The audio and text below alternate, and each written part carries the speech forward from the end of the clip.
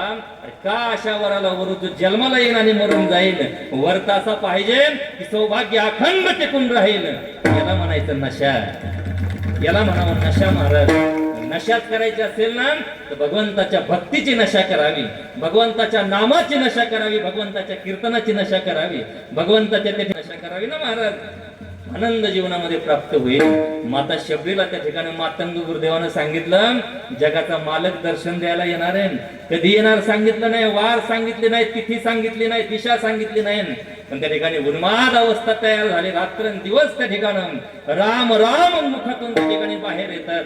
असं म्हणतात तिच्या जिभेला महाराज छाले पडले होते, एवढं राम राम म्हणायचे. पण त्याचा परिणाम जगाचा मालक प्रत्यक्ष राम रूपामध्ये तिच्यासाठी प्रगट झाला. महत्वाची गोष्ट आहे महाराज. शबरीने एवढा अधिकार झाला का, अरे नशा केली ना भक्तीची.